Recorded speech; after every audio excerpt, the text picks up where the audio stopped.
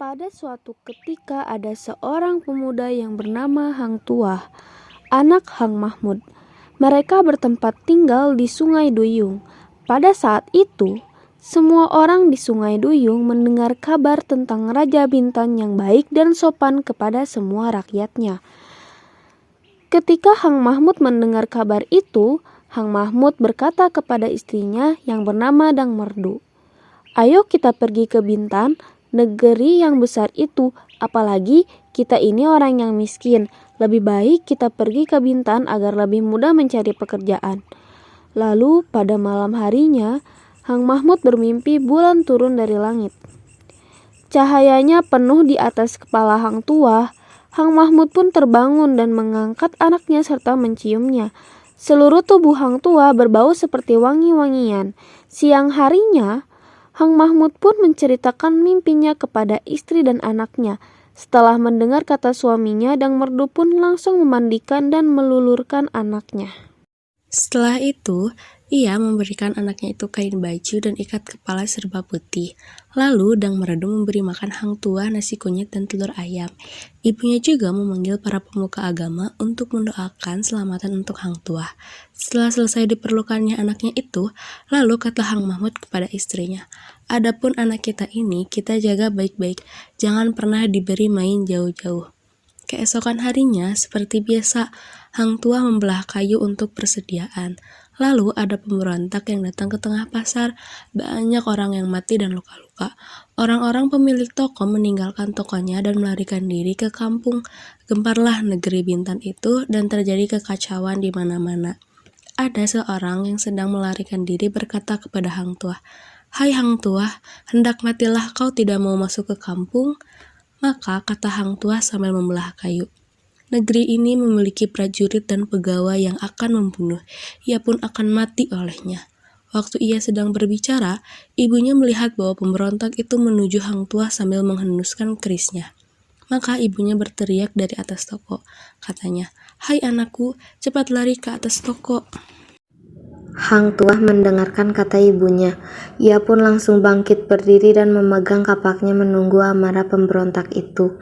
Pemberontak itu datang ke hadapan Hang Tuah lalu menikamnya bertubi-tubi. Maka Hang Tuah pun melompat dan mengelak dari tikaman orang itu. Hang Tuah lalu mengayunkan kapaknya ke kepala orang itu, lalu terbelahlah kepala orang itu dan mati. Maka kata seorang anak yang menyaksikannya, dia akan menjadi perwira besar di tanah Melayu ini. Terdengarlah berita itu oleh keempat kawannya, Hang Jebat, Hang Kasturi, Hang Lekir, dan Hang Lekyu. Mereka pun langsung berlari-lari mendapatkan Hang Tuah. Hang Jebat dan Hang Kasturi bertanya kepadanya, "Apakah benar engkau membunuh pemberontak dengan kapak?" Hang Tuah pun hanya tersenyum.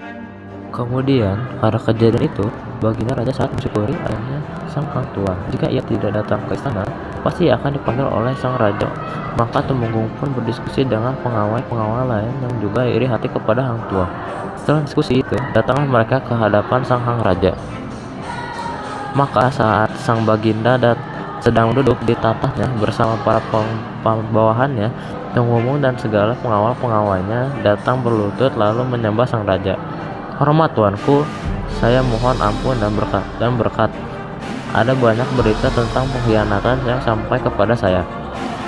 Berita-berita itu sudah lama saya dengar dari para pengawal-pengawal saya." Setelah sang baginda mendengarkan hal itu, maka raja pun terkejut lalu bertanya, "Hai kalian semua, apa saja yang telah kalian ketahui?" Maka seluruh menteri-menteri itu menjawab, "Hormat tuanku, pegawai saya yang hina tidak berani datang. Tetapi dia yang berkuasa itulah yang melakukan hal ini." Maka baginda bertitah, "Hai Tumenggung, katakan saja, kita akan membalasnya." Maka Tumenggung menjawab, "Hormat tuanku, saya mohon ampun dan berkat. Untuk datang saja hamba takut karena yang melakukan hal itu Tuan sangat menyukainya. Baiklah kalau Tuan percaya pada perkataan saya, karena jika tidak, alangkah buruknya nama baik hamba seolah-olah menjelek-jelekan orang itu." Setelah baginda mendengar kata-kata Temenggung yang sedemikian itu, maka baginda bertitah, "Siapakah orang itu?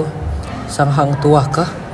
Maka Temenggung menjawab, "Siapa lagi yang berani melakukannya selain Hang Tuah itu?"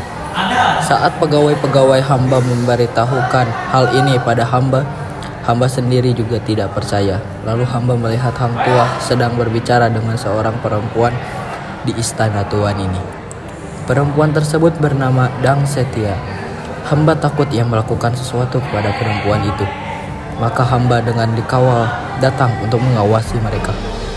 Setelah baginda mendengar hal itu, murkalah ia sampai mukanya berwarna merah padam.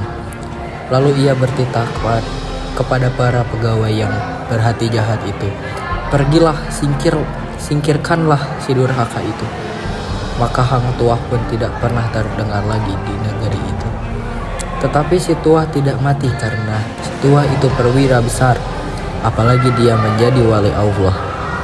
Kabarnya sekarang hang tuah berada di puncak hulu Sungai Perak. Di sana ia duduk menjadi raja segala Batak dan orang hutan. Sekarang pun raja ingin bertemu dengan seorang, lalu ditanyainya orang itu dan ia berkata, "Tidaklah Tuan ingin mempunyai istri?" Lalu jawabnya, "Saya tidak ingin mempunyai istri lagi."